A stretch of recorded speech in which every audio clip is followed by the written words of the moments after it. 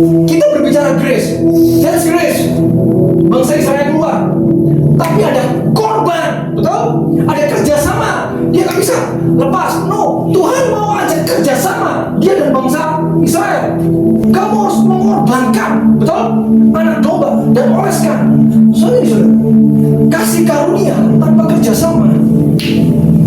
Ada ayat gini, kamu bukanlah anak-anak gampang.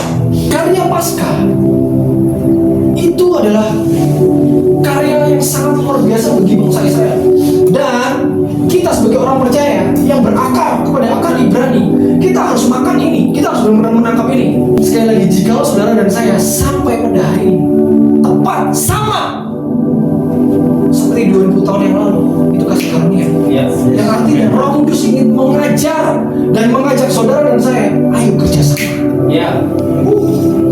Ketika Yesus berdoa, Abah, jika sekiranya boleh cawan ini lalu daripada, betul? Tapi biarlah bukan kehendakmu, melainkan kehendakmu. Saudara, sebagai orang percaya kita harus mencapai yang namanya level kita tahu. Katakan kita tahu. Kita tahu. Seperti yang Rasul Paulus sering berkata di dalam surat-suratnya, kita tahu, betul? Kita tahu.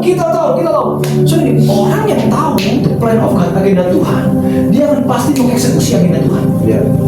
Dia pasti ada di dalam agenda Tuhan. Gak mungkin kita tahu tapi kamu gak ada. Berarti saudara dan saya belum tahu. Ketika Tuhan Yesus tahu, Bapak, biarlah kehendakmu yang jadi, betul? Bukan kehendakmu.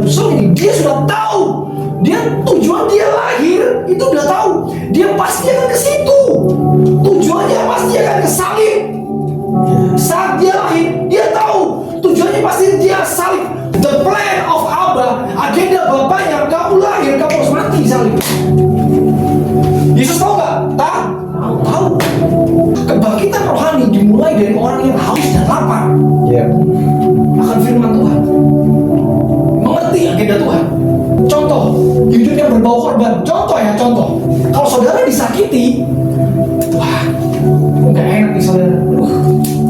Tapi saudara sudah tahu bahwa mengampuni itu adalah bahasa Tuhan. Saudara harus ampuni. Sakit nggak? Sakit. Tapi saudara bilang gini, biarlah cawan ini, biarlah kehendakmu yang jadi, bukan kehendakku. Kalau kehendakmu pengen aku mengampuni, aku harus mengampuni. Sekalipun sakit. Yesus sakit nggak? Sangat amat sakit.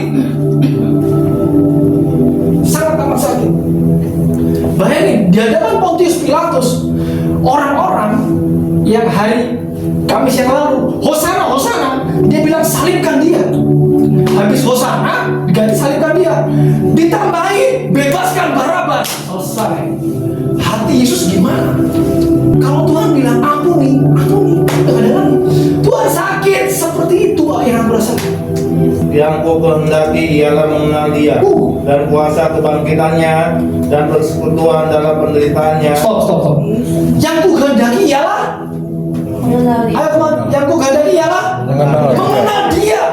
Ingat tuh, itu pembuka, the gate. Kamu ingin mengenal dia.